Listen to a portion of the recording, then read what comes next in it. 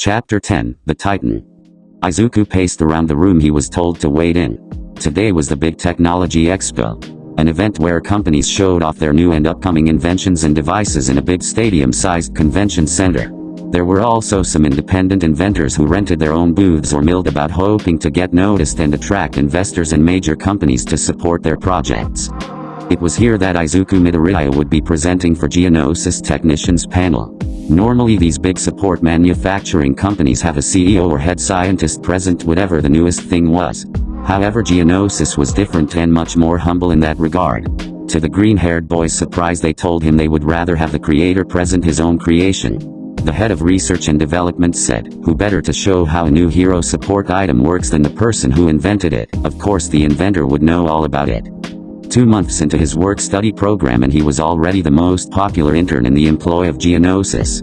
They liked his ideas and inventions so much that they were willing to not only pay him, they also promised to cover the rest of Izuku's high school tuition, including a full college scholarship to the university of his choice under the agreement that he worked for them. Izuku agreed with all of it under the condition that 70% of his current pay went to his mother Imko Midoriya. His intelligence and ingenuity was at the level of some of their brightest and best. It made the scientists wonder what he would be like when he graduated. Because of this, Geonosis was willing to do almost anything to keep that brilliant mind the boy possessed. They even gave him his own personal office with state-of-the-art computers so he could work on the designs and blueprints, and a 24-hour access pass to the building so he could come by any time he wanted during the summer. It was all too perfect for Izuku. With this company's resources at his fingertips, the Infinity Gauntlet would soon be complete. He had already hacked the systems of the building and created a secret hidden code into his work computers that hid his real projects. All he had to do was keep the scientists and bigwigs happy with some new technological marvel or support item, and they were none the wiser. Now here he was waiting in one of the back lounges of the convention center. Nervous and scared, having never spoke in front of a crowd this big before. The irony was not lost on Izuku though. The fact he could commit such villainous acts without fear, yet he was shivering and about to vomit from stage fright. "Excuse me." He turned to the company representative sitting in the room with him. "I need some air, can I step out for a bit?" "Just be back in half an hour, the panel will start soon," she told him, giving him a sympathetic look. She understood how nerve-wracking it must be for a young teenager, but she did admire his courage to do this for the company. Izuku thanked her and left the room to walk around the convention, maybe get a drink to settle the butterflies in his stomach. As he wandered the random booths, his eyes passed apathetically over the independent inventors. None of them had made anything remotely impressive, at least compared to what he created. Getting bored, Izuku went and sat down at a nearby table where food and drinks were being served. He decided to have a coffee. Maybe a good dose of caffeine would give him the nerve to make this upcoming live presentation. "I recognize that logo," someone shouted from far away. Izuku looked around, wondering who was yelling, when he spotted a girl with odd pink hair and yellow eyes waving her arm and looking at him. He glanced around to make sure she wasn't looking at someone behind him. "Yeah, you." "Me," Izuku mouthed the words while pointing a thumb at himself in confusion. In matter of seconds the girl moved through the crowd and was standing at his table. "That logo, you worked for Geonosis," she smiled at him while pointing at the tag on the front of his dark green suit, that the company's logo next to his name. "You work for them, don't you?" she stated excitedly. "Actually I'm an intern," he corrected with a nervous chuckle. This girl's over-the-top attitude and enthusiasm took Izuku off guard for a moment. "Really? I tried to get an internship with them, but they're so picky, and here I thought my display at the sports festival would have been enough to get me in." It was then that Izuku finally recognized her. Mei Hatsume of the UA support department class. She went up against Tenai Ida and used him to show off her gear. "I remember that. You did well, right until you surrendered," Izuku smirked, pointing out her fatal mistake. "Huh?" Mei's line of thought was halted. "I mean, you had Ida at your mercy, but you played it too safe and quit while you were ahead," Izuku explained, going full analysis mode. "I mean, if you won then went on to battle one of the stronger students like that boy Bakuga for example, you could have showed off your inventions against a stronger opponent using improvised tactics. You played it safe with Tenai and the whole fight felt staged, so the companies probably weren't that impressed since they didn't get to see a real battle. They didn't get to see any real firepower from you, so I would advise working on that." He took a pause to finally inhale. Seeing her confused and slightly offended face, Izuku quickly apologized. "I'm so sorry. Sometimes I get talking and I don't know when to stop." "It's all right. I appreciate any constructive criticism. Mei laughed while absorbing his notes to apply them later. My name is Mei Hatsum, UA support class. She introduced. Izuku Midoriya, intern for Geonosis Tech. He returned with his own. What's it like working with them? How big is their workshops? Do you work in research and development? She started spouting questions one after the other. It's great actually. I don't know how big all their workshops are as I just design things and the engineers build it. Izuku answered all her questions. What do you design? She asked. Mostly support devices, not just for heroes but police as well, he explained. Like what? Mei pressed. I'm not at liberty to say. Company secrets and all that. Izuku chuckled lightly. If you want to find out, why not attend the panel? I wish I could, Mei pouted. My sensei Power Loader was able to get a seat, but only for himself. He said he'd tell me all about it though. She grumbled about unfair teachers and exclusive panels. That's completely unfair. You're a student. He should have given you his seat. This would be a great learning experience, Izuku fumed. One of his pet peeves was seeing brilliant or talented people being held back. Suddenly getting an idea, he quickly downed the rest of his coffee. Come with me. Izuku stood up from his table and asked her to follow him. Mei went with him, wondering where he was leading her. She didn't have to wonder long as he brought to the entrance of the convention center's largest auditorium where Geonosis was hosting their panel. Pardon me. Izuku walked up to the security and showed him his ID badge. This is Mei Hatsum. She's a guest of mine. Without further questions they let them both into the auditorium. Once there, Izuku led Mei down to the stage. Wait here, he told her. Izuku left the girl standing by the stage and went around behind the curtain. He never did come back. Instead, 5 minutes later a woman in a suit walked out and gave her a spectator's ID badge with her name on it. This way please. The woman then led Mei, to her surprise, a front row seat. The pink-haired girl could barely contain her excitement.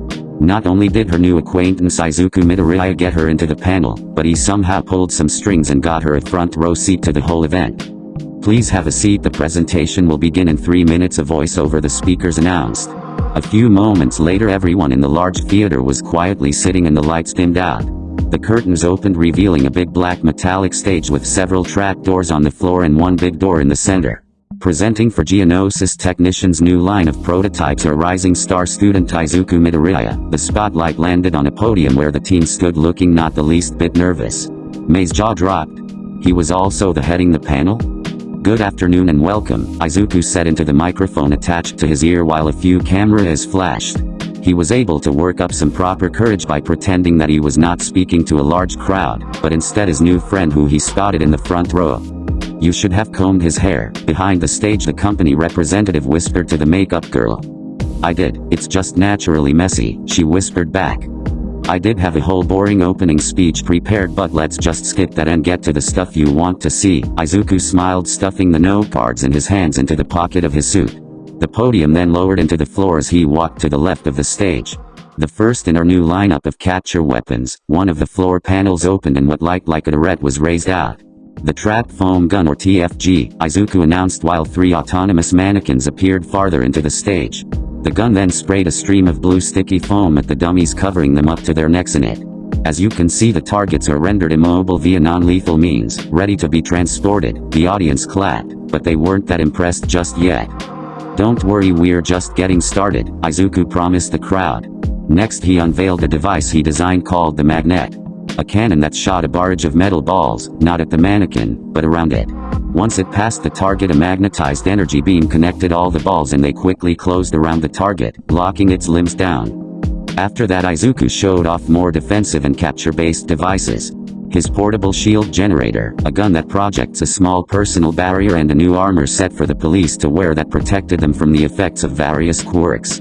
He also showed them a firefighting device designed to be worn like a back, then plug directly into the fire hydrants, pump water through the hose and launch it out the other end. Basically it was the power of a fire engine truck that a single person could use. All of Izuku's inventions were made for those who lacked quirks or lacked a suitable quirk for a situation. Now for the finale, Izuku announced. Imagine all these wonderful devices in a single machine. Mei leaned forward in anticipation. I'm talking about a robot. A big walking, moving Swiss Army knife, containing all the best support and combat devices. a mechanical sidekick for heroes and police. As he spoke, the largest floor panel opened up behind Izuku, and the very robot he was talking about was elevated onto the stage where everyone could see it. This mechanized soldier was designed and built to combat a variety of different quirk users. The audience stared in awe at this marvel. A big bulky chrome robot, with a large chassis, heavy arms that were clearly loaded with capture weapons, and massive hydraulic legs. The thing stood nearly 10 feet tall, its red eyes lighting up signaling activation. Observe, Izuku stood safely off to the side as more automated mannequins emerged. The robot turned, made a noise similar to a watery growl, and lifted its arms.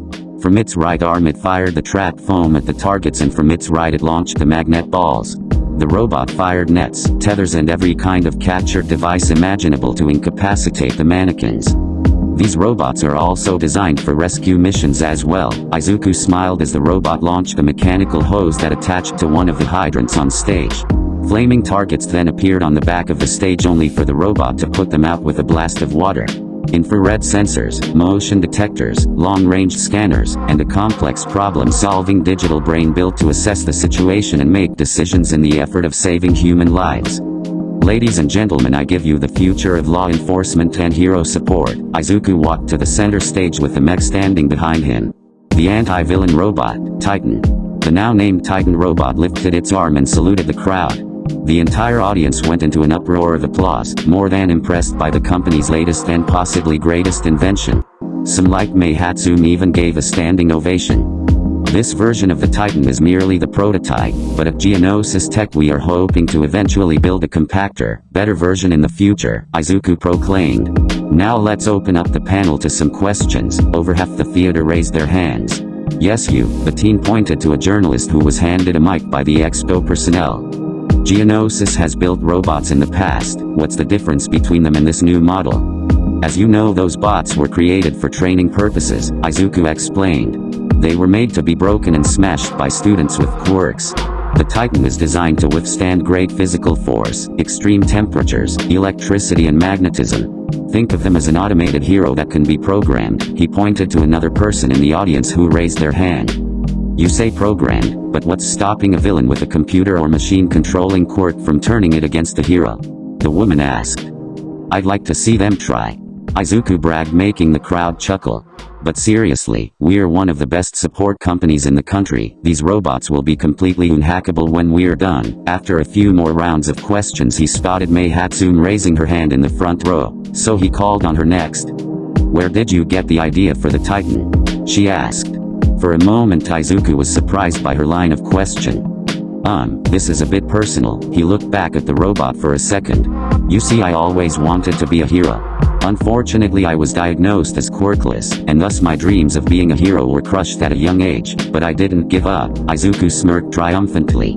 If I couldn't be a hero, the next best thing would be making a hero. A hero that truly lived up to his name and image. For a brief moment the smiling face of All Might that he now despised flashed into his mind. Who knows, maybe one day the Titans will replace heroes and the people of the future will look back and say that Izuku Midoriya created real heroes. The audience applauded him for that, murmuring about how wonderful it was that a quirkless teenager found his place in the world. A few more questions later, a news reporter asked him to stand close to the robot to get a picture for an online article, and the panel was over. Thank you all for coming. Izuku waved awkwardly and stepped back as the curtains closed in front of him. Mei stood up to follow the crowd out, but stopped when she heard someone trying to get her attention. Psst! Izuku poked his head out from behind the curtain and waved her over. Come here, he whispered. Mei followed him only to gape when she saw the robot still there waiting. Go ahead, get a closer look. Izuku wasn't normally one to show off, but he just had this crazy impulse to let someone his own age who was also into his field examine his work. Mei began running around the Titan, poking and prodding all the parts and pieces. How much weight can it lift? She questioned while touching the gears and hydraulics. Well, I designed it to support a building for about 10 minutes. In case of a collapse it can stall for time until everyone evacuates. Izuku smiled at his creation. Were you serious when you said these things will replace heroes one day?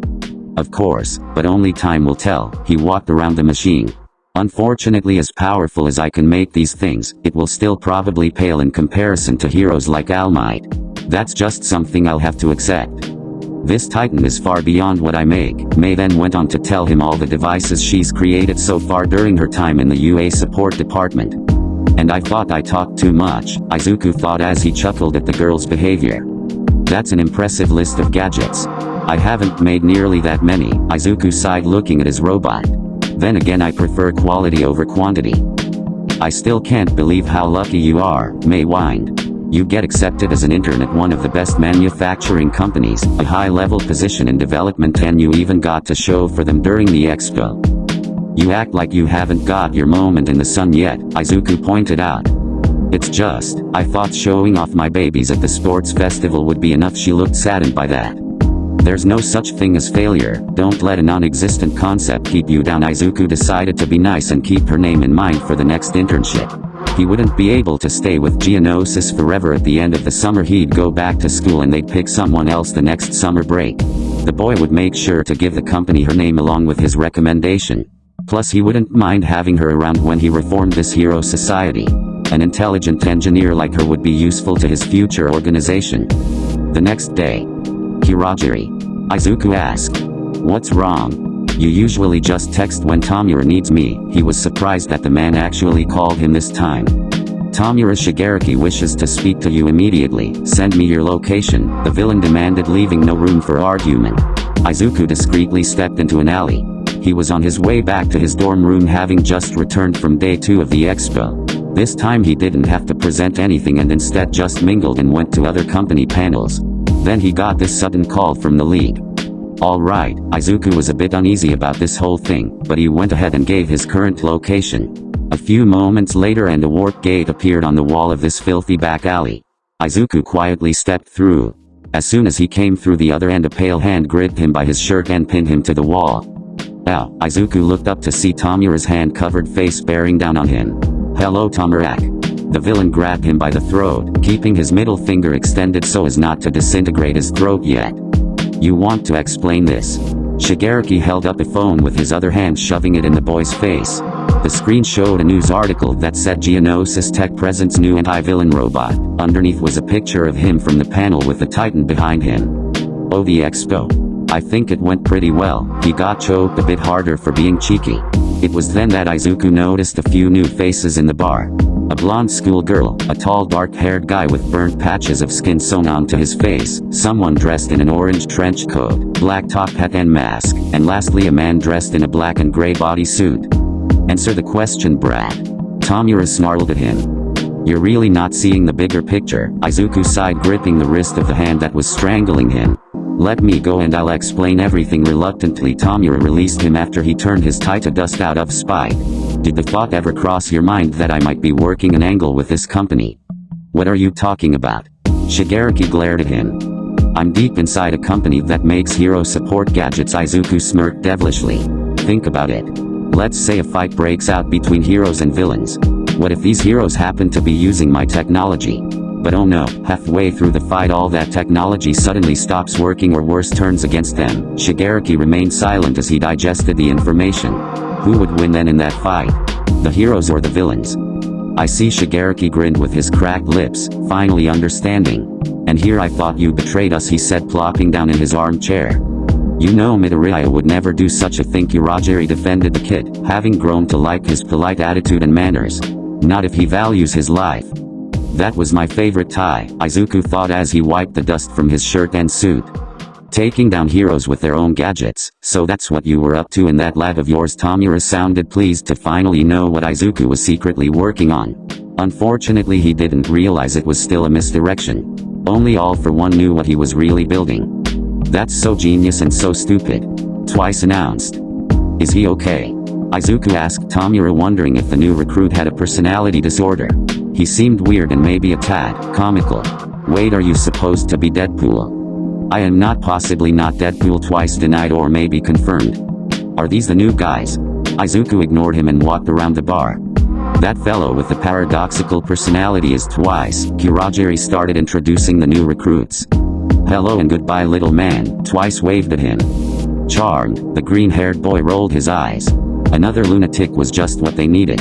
I'm Izuku. He froze when the orange-covered man suddenly appeared in front of him, tipping his hat. I'm surprised the League of Villains has a boy such as yourself in their midst, he said in a way that the other couldn't tell if he was being sincere or condescending. Lots of surprises today, Izuku spoke sarcastically. And you are? I am the fantastical villain known throughout the world as the Great Mr. Compress, he introduced with a rather flamboyant bow as if he was waiting for applause. Nice to meet you, I'm Izuku. He walked past him, not really that impressed by the magician motif. The man scoffed in offense as the boy waved at him dismissively. Izuku's eyes landed on someone who looked interesting and he walked over to them until someone else got in the way. Hi. The girl smiled, getting in his face. I'm Toga Himiko. That's nice. Izuku walked around her and sat at the stool next to the mysterious older villain. Hello, Izuku said, facing the patched-up man who still wouldn't look at him. I'm Izuku, but my associates call me Apotheosis. Dabby, the man introduced, taking a sip of his drink, still not looking at him. Cremation, that's a cool name, Izuku smiled, trying to get his attention. His face looked familiar to him, like he'd seen the resemblance before on someone else, but he couldn't place it. Unknown to them, Himiko didn't like being ignored, so she went to stab him from behind. Izuku, sensing danger, tilted his body on the stool, dodging her blade, grabbed her wrist, gripped the back of her head and slammed her face into the counter. You should really be more careful, Izuku said, looking at the knife she tried to cut him with. While he was pinning her to the counter, he noticed everyone was looking at him, even Dabby was glancing at him out of the corner of his eye. What? We've never seen you get physically violent before, Kirajiri said while reaching over and removing the knife from the girl's grip. Tamura and I didn't think you knew how to fight. I didn't, but I picked up a few things from my time with Stain. Now that made Dabby finally turn and look at him. Tamura and Kirajiri knew that he worked with Stain a few times. The former didn't like it, but Sensei told him that Izuku's relationship with the hero killer could be good for the league, so he allowed it. You worked with Stain? Dabby sounded mildly intrigued. A couple times. Are you a fan? Izuku wondered if he could use his connection, the hero killer, to his advantage. You could say that. Dabby took a chance to really look at the boy. At first Izuku seemed like a plain-looking kid with nothing special about him. Until he swiftly dodged and slammed Toga into the bar. He'd have to keep an eye on this one. He seemed interesting and maybe could tell him more about Stain. I like him, Himiko drooled while still being pressed face first into the counter by Izuku. This position was also starting to turn her on. Getting creeped out by her moaning and attempts to grind herself against him, Izuku finally released her. Is this it, or are there more recruits? Izuku asked Kirajiri. The rest aren't here right now, the misty bartender said as he fished the file from out of his warp gate. These are the new recruits. He handed Izuku the folder containing the list of their new villains and what their quirks were. Looks like Tamura finally has the League of Villains he wanted, Izuku remarked, looking through folder, seeing if there were any quirks that could be useful to himself. Now if only that creepy blonde girl would stop making googly eyes at him so he could concentrate. Chapter 11, The Field Test. Reality Stone Computer Simulation Number 76, Izuku frowned as he typed at his keyboard. Fail, he placed his head against the desk, beyond frustrated at this point. The Space Stone was so easy, but the Reality Stone was proving a real challenge. There must be something missing if every combination of quirk genetics failed. He really needed this stone, because with it he could create the perfect metal for the gauntlet. Once he had a device to harness the power of the stones, then there'd be little the heroes and the villains could do to stop him. Whatcha doing? A voice said behind him, making him jump. He whirled around to see his stalker Toga Himiko behind him. Ever since he pinned her in 2 moves a few weeks ago in the bar, she wouldn't leave him alone. It wouldn't be so bad, having a cute girl stalk him, if that cute girl wasn't a psychopath who wants to make him bleed. In her words, make him look cuter by cutting him up. Izuku was starting to get annoyed by all the constant dodging and maneuvers to avoid her knife. What are you doing here, Himiko? How the hell did she find out about this place?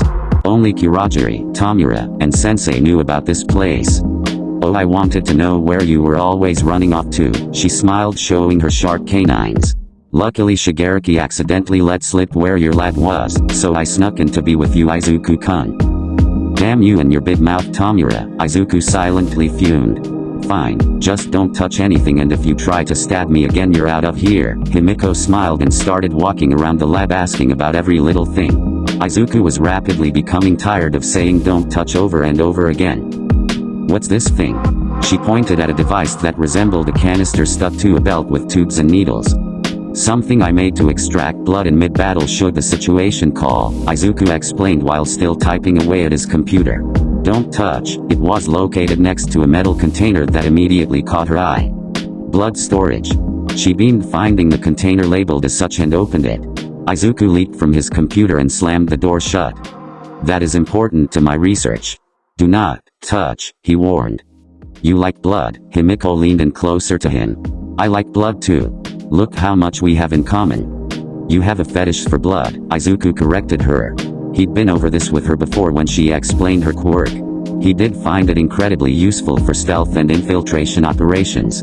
After that he did a complete personality profile and found the girl absolutely deranged, and it wouldn't do well to have a psychotic mess like her involved with his plans. I analyzed the quirk genes and DNA for research purposes. I love the way you got me all figured out. She attempted to glomp him, but he quickly dodged out of the way. It's like you're inside my head. Makes sense because you're all I can think about. Why did the psychopath have to develop a crush on me? Izuku sighed in frustration. He wondered if there was a way to get her away from him. It was then that an idea struck him, making the teen grin slightly. Himiko, sweetie, he began. Would you like to do me a little favor?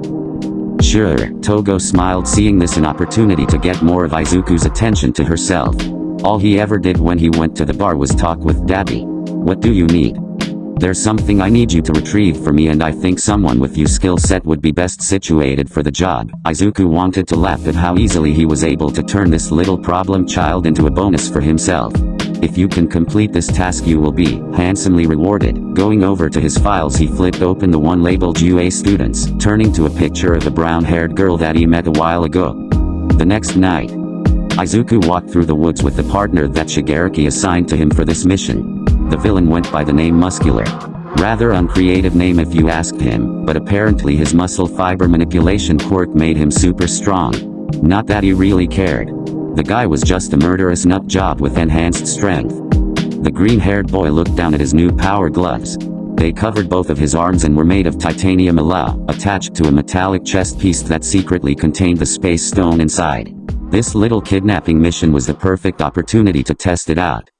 Izuku dressed in his new villain attire, which was another white cloak, this one sleeveless to show the power gloves, the same black pants and armored boots, and this time a mask that covered his mouth that functioned as a gas mask as well in case he wandered too close to mustard. He didn't bother bringing his scouter for two reasons. One, it was broken and he didn't have time to make a new one. Two, he already did research on all the students and pro heroes that would be here and was fully prepared. Hey, Shigaraki said, you're the analyst of the group, Muscular started as they walked together. What do you got on this Bakugo kid? Blonde hair, red eyes, yells a lot, ridiculously short temper, makes explosions, Izuku summarized as if he didn't care. Truthfully, he didn't care that they were after Katsuki. Tamura seemed to be under the delusion that he could sway Class 1A's number 1 star student to the League of Villains side. Sadly, it would be a fruitless effort. He knew Bakugo for years and the boy was way too stubborn to fall to villainy. Even torture wouldn't be enough to break him. If they succeeded tonight, the only thing Tamura Shigaraki will have accomplished would be pissing UA and the heroes off, to the point that they will hunt the League down like animals. Which was fine for Izuku, he wouldn't be there when it happened. It seems my time working for the League is coming to a close sooner than I anticipated, he thought to himself. He smiled under his mask as he put the pieces together and found a way to twist this to his benefit. He didn't want to abandon the League completely, especially Dabi. That man was too powerful to let go, but this would be for the best. That it? Muscular asked, interrupting his thoughts. Yup, Izuku continued to walk, keeping a couple yards away from the muscle-bound man. They eventually arrived at a good vantage point overlooking the forest when they spotted a small dark-haired boy wearing a cap that had two horns protruding from it. Hey kid, Muscular grinned maliciously at the scared child. You're not on the list. We don't have time for this, Izuku proclaimed. Something about the boy's terrified face bothered him, so he tried to steer things away from where they were obviously going. Let's go. Leave then, Muscular said as he slowly approached the kid. This will only take a minute, then I'll catch up. Izuku realized he was going to hurt this kid and that didn't sit well with him. Shigaraki told you all to listen to my orders should things go awry. Izuku reminded him what their leader said before the mission. I'm giving you an order, we are leaving to find the target. Chat. Muscular scowled. Alright, he then completely blinded Side Izuku by decking him in the chest, sending him flying down the side of the hill and into the trees. Oops, he smirked. I guess when the students took down Apotheosis, he rehearsed aloud the lie he would give to Shigaraki when they went back to the hideout. Kota shook with fear as he watched the man who killed his parents come bearing down on him. He closed his eyes and awaited death. Really? The boy's eyes flashed open where he saw the back of the white hooded cloak. Sucker punching me, Izuku breathed a sigh of relief. It was a good thing he had the Space Stone's protective epidermal barrier to absorb most of that blow, otherwise he would have been seriously injured. What the hell is this? Muscular wasn't sure what just happened. In a small flash of blue light, that know-it-all brat appeared between him and the kid. Insubordinate trash like you doesn't belong in the League of Villains. Lines resembling a circuit board pattern started glowing a light blue along the metal of his gloves. In other words, you're fired. Muscle fibers sprouted out of the bigger villain's skin, wrapping around his limbs like strings and ribbons. Die, you little bastard. Izuku stood his ground as he pointed his hand towards the oncoming fist. Right before it reached him, a portal opened up. The man's arm passed through it while simultaneously another portal formed underneath Muscular. The result was the villain basically uppercutting himself hard enough to send him flying upwards in the air. Is that it for infamous serial killer? Izuku called out mockingly. This little test going quite well. You'll pay for that. Muscular came charging at him, throwing one punch after another. Izuku dodged each and every one using the flash warp power of the Space Stone. Occasionally he would create a warp gate to redirect the man's fists back at him, slowly building up injuries. Kota watched in shock as this strange hooded villain fought his parents' killer with what looked to him like super speed and portals. Don't throw up, Izuku chanted in his head repeatedly. Every flash warp was making his stomach feel like it was turning inside out. Eventually the queasy feeling caused him to trip up, giving Muscular the opening to slam his fist into the boy's back and punch him into the ground. Gah! Izuku cried out as he was being crushed into a crater. Nice try, but you're just too weak. The bigger man laughed as he pressed his fist harder into Apotheosis's back. He would have finished him off if not for a splash of water hitting him in the face. Muscular turned to see Kota with his hand out. Oh, that foolish child, Izuku grimaced, seeing what stopped that psycho from crushing him. So you didn't want to wait for your turn. Muscular grinned madly as he approached, leaving Izuku's body behind. Fine. Eat this. Kota stood his ground, this time facing his attacker's oncoming fist. Seeing his opponent distracted, Izuku flash warped in between them and formed a portal to catch Muscular's punch. As soon as it passed through, he tightened his grip, shrinking the blue portal and causing the arm to get stuck. You little bastard. Muscular shouted as he tried and failed to pull his arm out. I really can't stand people like you, Izuku said with his hand held up, still keeping the portal open and locked tight. Bullies that pick on the weak, just because they can. He finally realized what that child's face reminded him of. His own back before he became a villain, back when he wanted to be a hero more than anything. It doesn't make you strong, it makes you a coward. What would you know? Muscular sneered down on him, still stuck. I know you're not a man, you're a beast, just like his own bully Katsuki. And beasts like you should either be put down. He tightened his grip, pulling on more power from the Space Stone. Or declawed, completely closing his fist. Izuku watched with morbid satisfaction as the portal completely closed shut, severing Muscular's arm at the bicep. My arm. The villain screamed, clutching the bleeding stun. While he was busy trying to stitch the muscle fibers over the wound, Izuku flash warped a good distance away. Cocking his fist back, he focused the epidermal barrier along his knuckles to increase its max hardness, covering them in a faint blue glow. Cosmic, Izuku flashed forward multiple times, building a massive amount of moment. With that and the hardened shield around his fist, he decked Muscular in the face as hard as he could. Smash. Taking a page from Almighty named this punch after a celestial term instead of an American state or city. The impact was devastating, it nearly caved in Muscular's face, and his jaw was definitely broken. Izuku watched as the villain fell back, collapsing into unconsciousness.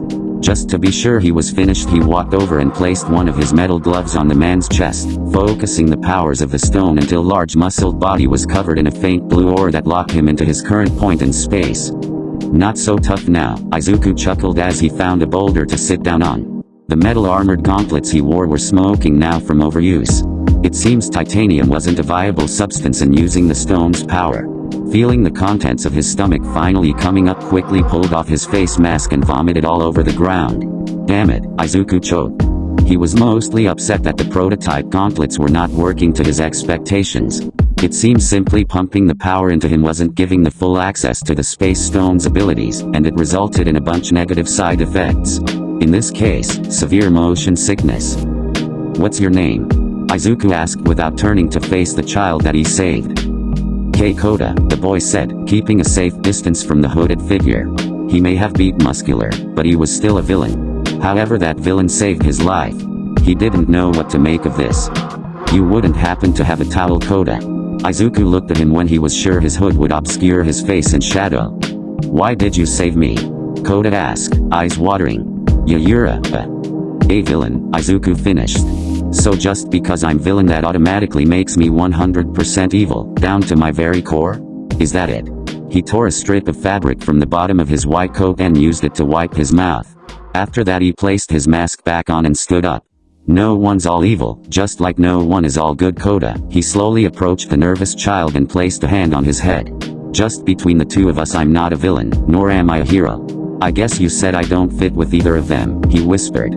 "As for why I saved you, well, you kind of reminded me of someone I used to know." "Who?" Koda asked, looking up at him. "Someone who nobody believed in. A person that had dreams that everyone told to give up. Someone who was repeatedly called weak and useless." Izuku looked away sadly. "What happened to him?" The child wanted to know. "He broke, he completely shattered, until there was nothing left of the old him." He removed his hand from Koda's head and walked away. Then he rebuilt himself, piece by piece, into something new. "My point is, broken things can either be fixed or remade into something else." Izuku waved his hand and opened a portal. "Bye, Koda, just stay put until someone comes," he said as he stepped through the rift in space, leaving the confused child and the paralyzed body of Muscular alone. Later at the rendezvous. "Dabi," Izuku greeted when he arrived through his portal. While running around he managed to collect a blood sample of Mandalay after Kirajiri teleported her near his location. How lucky that was for him. Sadly he couldn't seem to find Ragdoll anywhere. He would have liked a sample of her DNA as well. "Where's Muscular?" Dabi stared down at him, wondering where his partner was. "He was going to endanger the mission. He even attempted to kill me when I gave him an order, so I dealt with him accordingly," Izuku stated. Dabi took a moment to really look at him. The kid was a bit scuffed up, but otherwise fine. How the hell did he defeat a villain like Muscular? "I saw what your quirk can do," Izuku started, referring to the blue fire he witnessed earlier. "You're strong, yet you're not a more infamous villain." He didn't know much about Dabi. They only ever talked about Stain's ideals and fake heroes that needed to be purged from the world. One interesting fact he found out in their conversation was that Dabi had an extreme hatred for the number 2 hero Endeavor. Beyond that, he didn't even know the villain's real name. Dabi ignored his question and turned to face the tree line. "Our target should arrive soon," and just as he said that, Katsuki arrived with Shoto, Fumikage, Mizo, Tsuyu, and a Chako. "It's you," Bakugo shouted, seeing the villain that made him look like a fool back during the USJ incident. "Let me handle this," Izuku whispered to Dabi, seeing an easy way to get rid of the others and put the Kaken in a position to be captured. "We meet again, Bakugo. You know, I thought you were the best, then I easily crushed you, and I thought that you must have poor standards if you're the best," Izuku said while Dabi watched with amusement. Katsuki silently fumed while the villain taunted him. "Then you go and win the sports festival. Makes me wonder if you were holding out on me." He knew exactly how to rile the blonde teen up, and just like he predicted, Bakugo dashed forward, firing a massive explosion at the villain that mocked him. Izuku merely pointed his hand at him and opened a portal as soon as the blast went off. Katsuki froze, seeing his explosion disappear into a hole, then gasped when he heard the very same explosion go off behind him. Turning around, he saw the result as the other students lay scattered about away from the smoking crater. "Oops," Izuku chuckled, having redirected his explosion back at the others. "Looks like you blew up your comrades. You bastard." Bakugo turned back around and yelled at the one responsible for this. "I guess it will be easy to be the number 1 hero after he murders all of the competition," Dabi remarked with a smirk. Katsuki looked murderous as the two continued to mock him for his violent tendencies. "Are you going to do it or not?" Izuku asked, staring past Bakugo. "What?" Katsuki was cut off as a hand touched his back, and suddenly he was turned into a marble.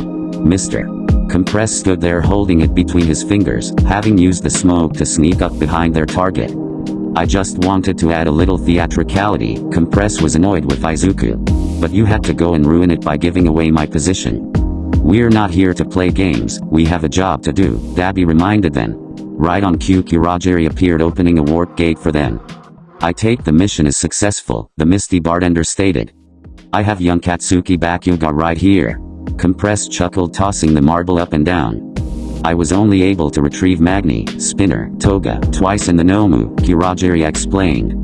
"Can we go please? I'd rather not be around when the pros show up," Izuku pleaded. Dabi agreed, and a few seconds later Kirajiri's warp gate enveloped them. "Izuku." He felt arms wrap around his shoulder as soon as they entered the bar. "Can you not say my name aloud, Toga? We have a guest," Izuku scolded her. "It's fine, he can't hear anything while in marble form, mister," Compress said. "I was able to get what you wanted. Are you proud of me, Izuku?" Himiko asked, holding up a vial of red blood. "Yes, very," Izuku thanked her and took the vial. A sample of a Chaco's blood might be just what he needed to complete the next stone. "Can you and your girlfriend take this somewhere else?" Shigaraki finally spoke up, gaining everybody's attention. "Do you have him?" "Katsuki Bakuga is resting comfortably in my front pocket," Compress patted his jacket. "Get the chair," Tamura ordered. Kirajiri nodded and used his warp gate to bring forth a big iron seat with multiple restraints attached, obviously to keep Katsuki contained. While they were getting that ready, Izuku took Himiko over to the counter. "Alright, so a deal's a deal," he told her. "You get to spend one day as me. In addition, you get to keep the blood extraction device I lent you." Toga was perversely excited to hear that she would get to walk a mile in his skin and keep his invention. "However, I'm going to pick the day." "Oh come on," the blonde girl whined. "Take it or leave it," Izuku glared at her. "Fine, I'll take what I can get," Toga pouted. She then flipped her frown into smile. "I still love you, Izuku." "You're sick in the head," he replied while pocketing the blood sample. "But you've been a great help," he smiled at her while patting Toga's head. Chapter 12, The Raid. "Are you ready for this?" Gran Torino asked his former student Yagi Toshinori. They were sitting in the back of a squad van alone.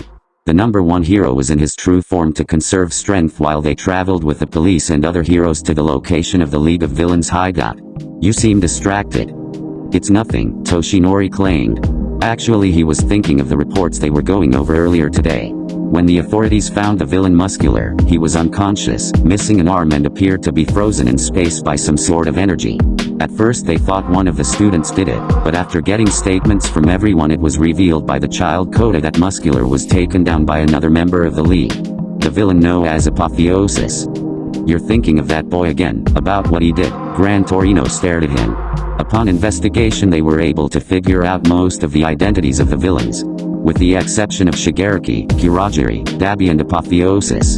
"You can ask whatever you want when we catch him." He could honestly say he was just as confused as All Might. What kind of kid commits acts of villainy, and then goes and saves not only a UA student from the hero killer, but also protects a child from his own associate? "I just don't understand what he's up to," Yagi said with a frown.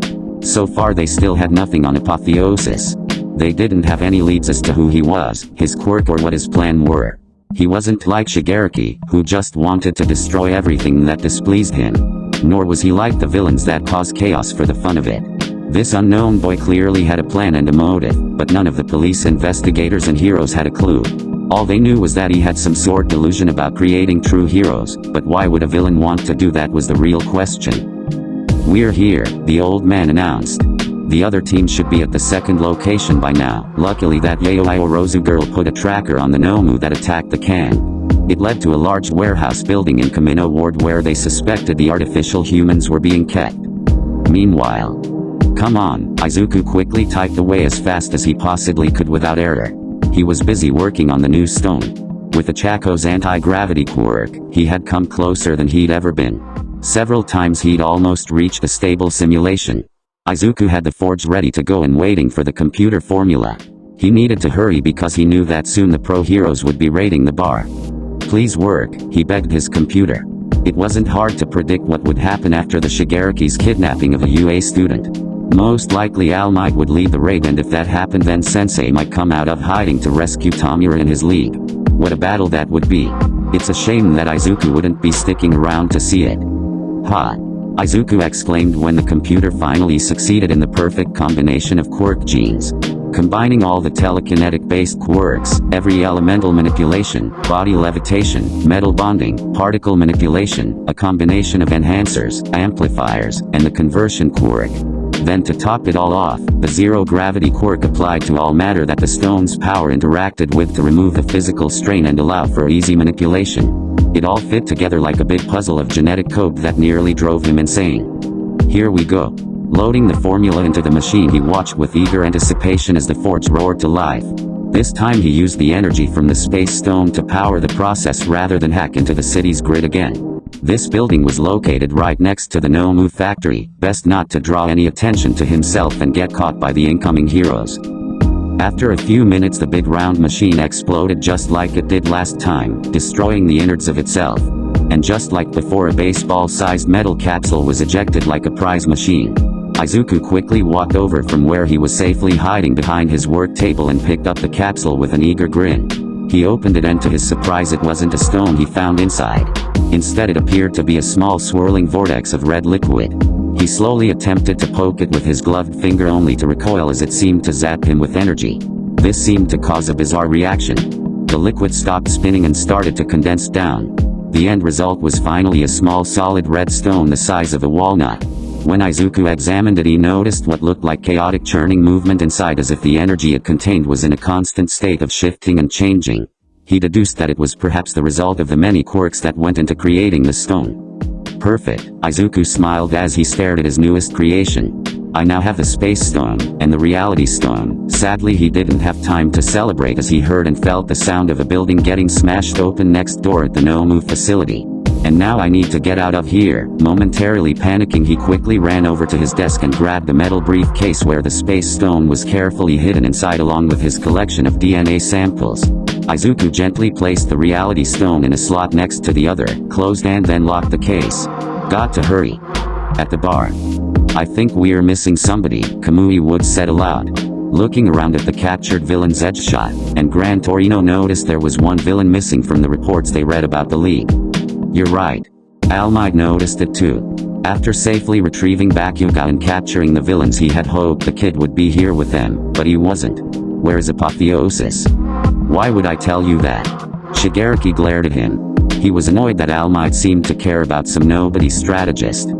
And while you're at it, you can tell us where your boss is hiding, Gran Torino began. Shigaraki clenched his fists in anger. Not only could he not convince that Bakugo kid to join him, but now he and the League were caught red-handed by All Might himself. The man he hated more than anything. Back at the lab. Hurry, Izuku chanted in his head as he ran about his lab.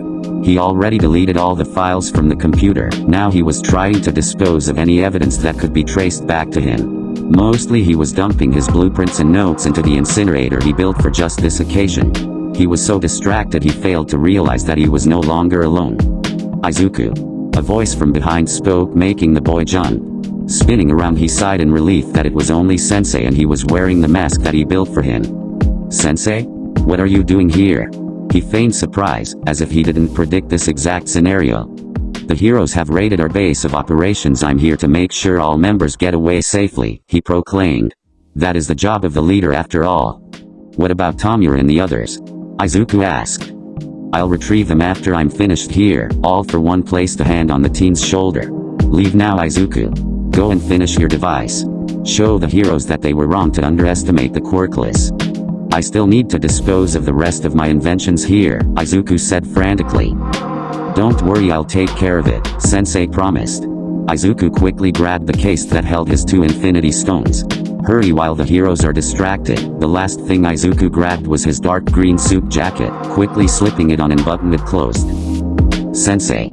I just wanted to thank you for believing in me, Izuku smiled at him gratefully. If it wasn't for you, I wouldn't have gained the confidence I needed to push through all the dead ends I hit towards making my gauntlet. He opened a door that led to a hallway that would take him out to the alley between the buildings. Good luck fighting All Might, he tossed over his shoulder before retreating. All for One was momentarily surprised not that any could see behind his mask. Sometimes I forget how clever he is, he chuckled, realizing that Izuku probably figured out how this would all play out. Outside. Izuku casually walked out of the alley. He passed the building that the heroes raided and stopped to look, pretending for a moment to be an interested civilian before moving on. 5 minutes later he was a good distance away from his lab when suddenly a loud boom erupted behind him. He looked back to see half of Kamino was obliterated. Oh. So that's what he meant. Izuku was awed by the destruction that Sensei caused. Even on life support he was like an unstoppable storm. Spotting a crowd of people evacuating, the team quickly joined them, disappearing into the masses. At the shopping mall battlefield. "You've damaged my mask," All For One remarked, having recovered from the punch that shattered the dome covering his scarred face. "That boy Apotheosis worked very hard on this. What is a kid like him doing in your group?" All Might finally asked the question that had been bothering him for a while now. "What does it matter to you?" the villain asked. "He's just another villain for you to pummel and break." "No, there's more to him than being an ordinary villain," All Might said, keeping his guard up for any more sneak attacks. Now that young Bakuga was safely in police custody, he could go all out against his greatest nemesis. "You have no idea how right you are," All For One chuckled darkly. The hero's eyes suddenly widened in realization. "You know he is, don't you?" he stated. "Oh, I do." The villain sounded delighted to hold this over his enemy. "I know who he is and I know what he's planning." "Who is he?" All Might demanded. "You know who he is." The villain pointed his hand at the hero, his arm coiling into a spring as he prepared another air cannon. "Who goes unnoticed in this world? Who is stepped on and forgotten? Who gets treated like an outcast? Whose hopes did you let down? Whose dreams did you crush without a second thought?" He laughed again. "Apotheosis is a person who you and everyone else dismissed as worthless, but just wait until you see what he has in store for you." Later at Geonosis Tech. Midoriya. "Late night again, I see," the security guard at the front desk said as soon as he spotted the young man walk through the front door wearing his dark green suit and holding a metal briefcase. "Ideas don't take the night off," Izuku smiled, holding his pass out. "Did you hear what happened in Kamino?" the guard asked as he took the boy's card to check him in. "Yes, actually I was on my way when I saw what happened on the live feed," he feigned shock. "That was just awful, that a villain could cause such mayhem. It was a good thing All Might finally stopped him. He's such an amazing hero," he gushed like the fanboy he used to be. "Are you sure you don't want to go back to your school dorm?" the security guard asked. "In light of what's happened today?" "Actually I feel more determined than ever," Izuku smiled proudly. "Seeing what happened inspired me to improve the Titans. The sooner we can get them on the streets, the safer we'll all be." "Oh, so you're working on a new version of the Titan?" The man sounded impressed while handing the boy his pass back. "Well, I won't keep you any longer." Izuku thanked him and walked to the elevators. Once he made it to the 15th level, he walked through the empty floor until he reached his office. A rather spacious room. The company took good care of him in an effort to keep his brilliant mind. It was a room located more in the center of the building. Izuku requested it specifically because he said a window view would just distract him. Also because a large storage room that was never used happened to be located right behind it. After a few months of nighttime visits to the building, and assistance from villains that owed him favors, bribing them into silence, and he was able to convert this storage room into a secret lab hidden right under the nose of Geonosis Tech. What a night, Izuku smirked to himself as he flipped the light switch on, locking the office door behind him. Walking over to a framed picture on the wall, he slid it to the side and revealed a hidden keypad. Punching in the code, Izuku stepped back as the entire back wall of his office slid to the left, where a dimly lit metallic hallway appeared leading to big sealed vault door where his new secret lab resided. As he stepped down the pathway, the large metal door at the end began to open, having been programmed with a facial recognition scanner to only let Izuku Midoriya inside. Once he was inside the lab, he placed his case on the closest work table and opened it. With his left hand, Izuku took out the blue space stone, and with his right he removed the red reality stone. Holding both the lightly glowing stones, he smirked in triumph. "It's not a good idea to keep two infinity stones so close together, huh?" He quoted the comic that originally inspired him. "I disagree," a giggle to himself, casting his gaze across the room where the third version of the forge sat ready to produce the next stone. Thanks for listening. Remember to check out the original work link in the description.